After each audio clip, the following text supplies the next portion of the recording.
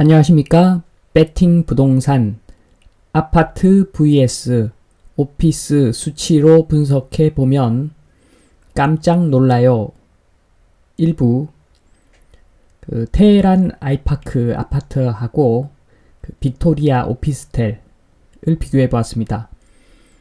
두 물건 모두 설릉역에서 거의 인접해 있는 아주 훌륭한 물건인데 한번 비교를 해보면 정말로 깜짝 놀라실 겁니다.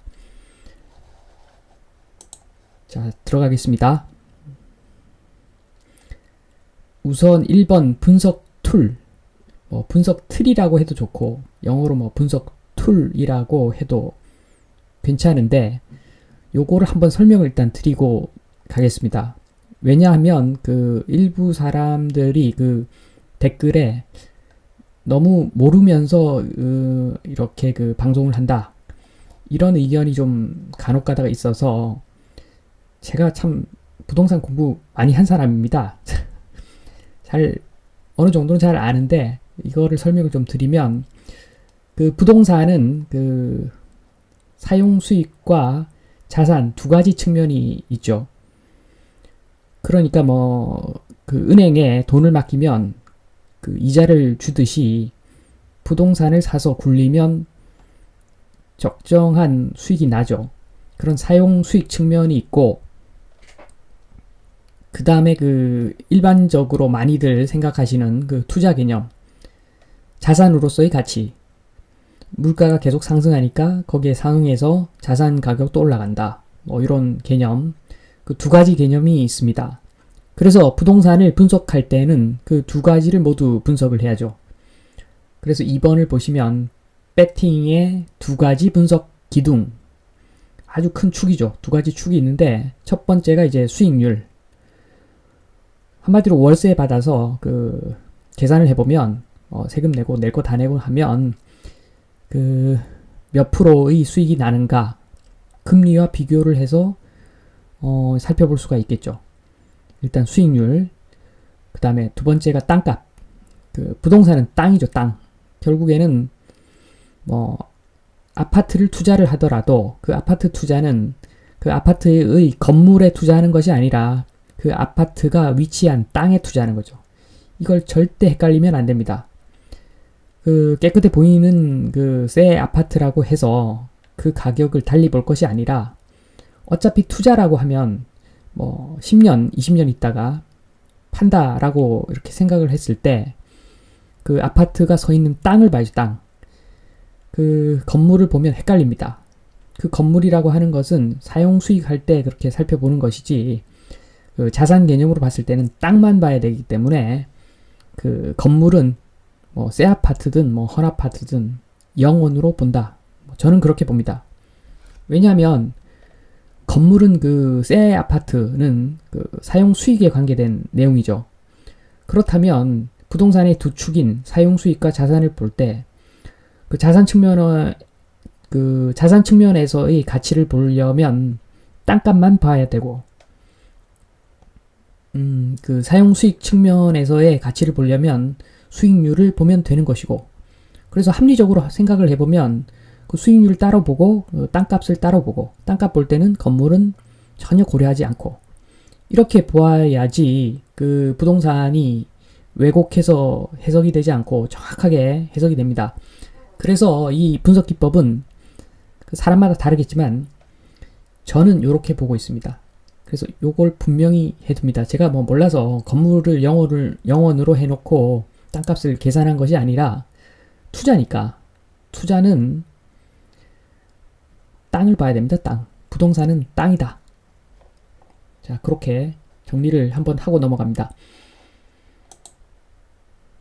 자, 2번 테헤란 아이파크 아파트. 이 아파트의 임대 수익률과 땅값을 한번 보겠습니다.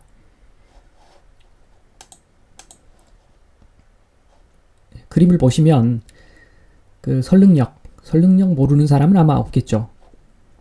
거의 최고의 위치죠. 설릉역.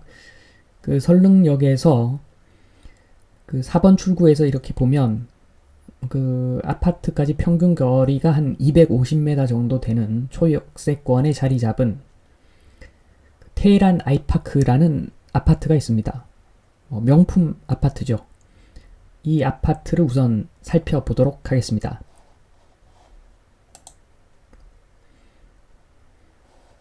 최근 매매 실거래가가 27억이라고 되어 있고 지금 보면 세대수가 411세대,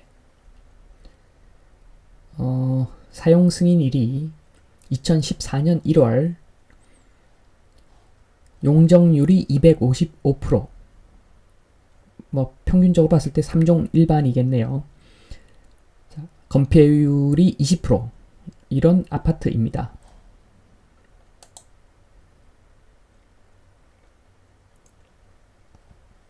매매가를 한번 보면 비교적 어떻게 보면 덜 올랐죠. 이번 정부 들어서 거의 대부분의 아파트가, 지방 아파트도 2배 정도 올랐는데 이 아파트의 경우에는 한 17억, 18억 하던 아파트가 지금 10억 정도 올라서 27억 정도, 최근 실거래가가 27억에 거래가 되었습니다. 그래서 매매가를 27억으로 잡았습니다. 전세에는 큰 변화가 없죠. 전세, 이게 실제 가격입니다. 사실 전세는 보면 크게 변화가 없고, 단지 변화가 있다면 그 저금리로 인해서 그 금융비용 정도를 반영을 해서 올라간 정도죠. 그래서 보면 실거래가가 한 13억, 저금리니까 13억, 싸죠. 동탄이 13억 하는 마당에 이 좋은 위치에 전세가 13억이면 싸죠. 그리고 월세를 한번 보면, 지금 보시면 최근 가격들이 좀, 월세가 좀 시원찮습니다. 12억에 135만원, 이런 월세도 있네요.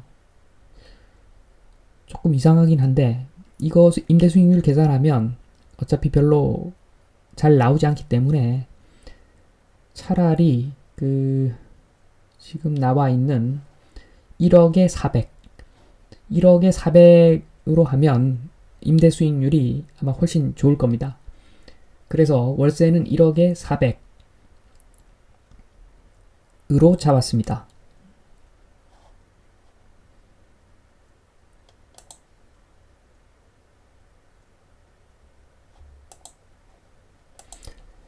그래서 한번 좀 더 보시면, 월세를 한번 조금 더 보면 작년 11월에 그 4억에 370도 있었네요. 4억에 370도. 요게 조금 더 월세 수익률이 좋을 수 있는데 17층 로얄층이고, 그리고 실제로 이 지역에서 월세를 한번 놔 보신 분들은 아시겠지만 그 월세 최고가가 거래가 잘 안 됩니다. 사실 최고가는 보면은 공실이 1년 기준으로 봤을 때 한두 달은 있게 마련이고, 또 수리를 또 아주 잘해야 됩니다. 그래서 수리비가 좀 들어가기 때문에 괜히 월세 최고가 노리고 그럴 필요가 없죠. 실제 월세 해보면 그거 별로 안 좋습니다. 조금 싸게 내놓고 그냥 수리비나 공실 비용을 발생시키지 않는 편이 훨씬 그 수익률이 좋아지는 방향이죠. 어쨌거나 지금 여기서는 큰 차이 안 나니까 1억에 400으로 월세를 잡았습니다. 그렇게 해놓고 이렇게 계산을 해보면 지금 임대 수익률이 1.39%가 나왔습니다. 1.39%. 종부세에는 최근 말이 많은데 별 영향 없죠. 48만원 정도 이거 있으나 없으나, 그렇게 봤을 때 임대 수익률이 그 1.4% 정도 나오는 것으로 되어 있습니다. 물론 지금 1억에 400을 잡았는데 월세를, 이게 완전 베스트입니다. 공실 기간도 없고 수리비도 적게 들어가고, 이런 경우는 사실 거의 없는 경우인데 하여튼 이렇게 좀 긍정적으로 보고 그냥 1.4%가 계산된 결과입니다.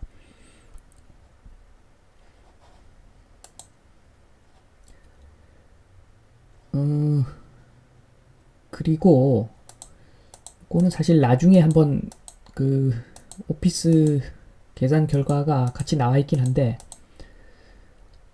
한번 위에 보시면 그림 보시면 테헤란 아이파크 위에 그림만 보시면 위에 표만 보시면 지금 그 매매가 27억 그 다음에 이제 평수를 기입하고 용적률이 255%니까 토지 지분이 13.9평 정도 됩니다. 그래서 땅만 딱 봤을 때 그 3종 일반 주거지역 강남 한가운데 그 3종 일반 주거지역의 땅값이 평당 환산을 해보면 1억 9,400이 나옵니다. 1억 9,400 상당히 비싸죠. 1억 9,400이면 3종 일반 주거지역이니까 이게 뭐 어쨌든 간에 주거지역이잖아요. 주거지역이 땅값이 1억 9,400이면 아무리 강남이지만 그 대로변에 접한 것도 아니고 전철역에 바로 앞에 붙은 것도 아니고 그 어쨌든 그 전철역에서 가깝긴 하지만 조금 안쪽으로 들어가야 되는 그 집합 건물 그러니까 땅을 보면 공유 지분이죠. 공유 지분. 이 땅이 다 내게 아니라 공유 지분이기 때문에 나중에 내 마음대로 땅을 어떻게 할 수 없는 그런 공유 지분의 주거지가 평당 1억 9,400이면 많이 비싼 거죠. 뭐 객관적으로 봤을 때. 그래서 뭐 아마 요즘은 그 지금 너무 가격이 너무 좀 펌핑이 많이 되어 있어서 한결 같을 겁니다. 아마 거의 뭐 서울의 모든 지역, 서울 경기의 모든 지역 아파트들이 이렇게 비교를 해보면 다 비싸죠. 뭐 사실 비싸고 그 임대 수익률이 그 낮은 것은 사실 뭐 큰 문제가 안 될 수도 있습니다. 왜냐하면 뭐 저금리니까. 그렇지만 그 이 땅값 자체는 한번 생각을 좀 해봐야 되는 거죠. 땅값을 보면 많이 비싼 것 같다. 그렇게 생각이 됩니다. 자, 이제는 아파트는 뭐 뭘 봐도 다 비싸죠, 요즘. 그렇게 생각하시는 분들이 아마 꽤 많을 겁니다. 그러니까 뭐 그 전투를 많이 해본 그 아파트 다주택자들은 지금 가격이면 뭐 팔려 그러죠. 양도세 때문에 망설이지만 뭐 세금만 아니면 지금 뭐 다 팔려고 그러겠죠. 안다는 이야기죠, 지금. 비싸다는 걸. 그거는 거기까지 말씀을 드리고 그 3번 이제 빅토리아 오피스텔도 그 임대 수익률과 그 땅값을 기준으로 분석을 진행하도록 할 겁니다. 이것을 한번 보면 지금 보시면 그 위치를 한번 보겠습니다.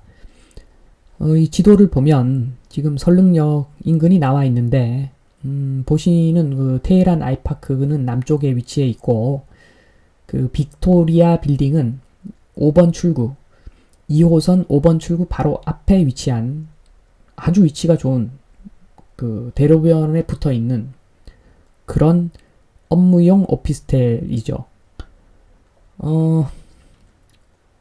특히나 여기 지역은 전철역이 굉장히 많습니다. 그러니까 전철역과 전철역 사이가 가깝다는 이야기죠. 지금 보시면 설릉역에서 서쪽으로 한 블록 가면 그 유명한 그 르네상스 호텔이 있는 르네상스 호텔 사거리가 나오는데 이 설릉역에서 르네상스 호텔 사거리까지가 이 500m가 안 됩니다. 이 전철역 출구에서부터 르네상스 호텔 사거리까지가 이 500m가 안 되죠. 정말 짧죠. 그리고 르네상스 호텔에서 또 500m 안 되는 거리로 좌측으로 서측으로 가면 이제 또 역삼역이 있는 거죠. 그래서 그 역삼에서 설릉 사이에 있는 대로변에 있는 뭐 오피스들은 다 괜찮다고 봐야죠. 뭐 이 지역 오피스들은 다 괜찮다고 일단 봐야 됩니다. 특히나 그 중심지니까 그 아파트보다는 사실 오피스가 좋죠. 전에도 말씀드렸듯이 이런 초역세권의 중심지에 있는 오피스를 임대를 한 회사는 일단 직원 뽑기가 좋죠. 교통이 좋으니까 그 각 지역에서 그 설릉역까지 오는 접근성이 좋다는 이야기죠. 그렇기 때문에 이 설릉역 주변에 이 비싸게 주거지로 거주하는 것보다는 저쪽 그 조금 한적한 그 외곽이 나을 수도 있는 거죠. 물론 지금 말씀드린 그 부분은 외곽이 그 주거비가 저렴하기 때문에 그렇다는 것입니다. 여기가 만약에 뭐 가격이 같다 그러면 설릉역 주변 사는 것이 좋겠죠. 그렇지만 그 가격을 봤을 때 굳이 뭐 여기 살아야 되겠는가 그런 생각은 듭니다. 그래서 그 제가 봤을 때는 그 주거의 측면에서 보면 그 설릉역보다는 외곽이 나을 수 있고 사무실은 외곽보다는 이 설릉역 주변이 좋을 수가 있다. 기본적으로. 왜냐면 말씀드렸듯이 그 설릉역에 접근할 수 있는 주거지들이 많기 때문에 그러니까 대체 주거지들이 많기 때문에 설릉역 주변에 직장이 있다면 대체 그 주거지가 많이 확보가 되기 때문에 월급이 그 상승되는 효과가 있겠죠. 그 이상한 동네에 사무실이 있는 것보다 그 설릉역 주변에 사무실이 있으면 그 월급이 절감되는 효과가 있다는 이야기입니다. 그래서 일단 그 상업역 건물이 괜찮다. 그런데 역설적이겠지만 사실 그 여기에 오피스들이 월세가 그렇게 세지가 않습니다. 몰라서 그렇지 여기가 월세가 저렴한 편이죠. 위치에 비해서. 그런 점을 말씀을 드리고 그 다음에 또 그 주거지 같은 경우에는 남향이 좋죠. 남향이 좋지만 그 사무실 같은 경우에는 제가 봤을 때는 북향이 더 낫습니다. 북향. 사무실에 햇빛이 들어오면 여러 가지 그 능률 저하가 발생하죠. 특히나 여름에 글라스월 건물 그 남측에 위치한 사무실은 찜통이죠. 찜통에 직사광선이 또 내리쬐고 안 좋죠. 그래서 그 사무실은 그 북향이 좋은 경우가 많다. 저는 뭐 북향을 좋아합니다. 사무실은. 그 다음에 일반적으로 그 땅 같은 경우에 특히나 그 단독 주택 그 부지 같은 경우에는 북쪽에 도로를 낀 물건이 좋은 물건이죠. 왜냐면 뭐 1층, 2층 정도 짓는데 그 남쪽에 위치한 다른 주택을 간섭하지 않고 그 건물을 올릴 수 있기 때문에 건축 행위가 자유롭기 때문에 그 북쪽에 도로가 있는 물건이 좋죠. 그러나 오피스나 뭐 이런 그 집합 건물들 대로변에 있는 집합 건물들은 어쨌거나 높이 지을 수밖에 없기 때문에 그런 것들하고 큰 상관은 없고 만약에 그런 그 주거용 물건이 대로변에 붙어 있다라고 하면 그 도로의 북쪽에 위치한 아파트가 좋겠죠. 왜냐면 남향이니까. 그러나 그 오피스 같은 경우에는 뭐 큰 상관없다. 특히나 그 여름을 생각하면 그 남쪽에 위치한 오피스가 그러니까 북쪽 도로를 낀 그 오피스가 오히려 좋을 수가 있다. 이런 점을 말씀을 드립니다. 기초적으로. 그리고 뭐 이게 각설이 길었는데 너무 시간이 길어지다 보니까 이 다음 시간에 그 오피스 물건 그 빅토리아 빌딩에 대해서 수익률과 땅값을 그 비교 분석하는 그런 시간을 가지도록 하겠습니다. 아마 지금 이 시간을 대충 들으신 분들도 다음 시간은 꼭 좀 자세히 들어주십시오. 향후 10년, 20년의 부동산 투자를 좌우할 수 있을 만큼 아주 충격적인 내용이 될 수도 있습니다. 다음 시간은 정말 꼭 들어주시길 바라면서 1부를 마치겠습니다. 감사합니다.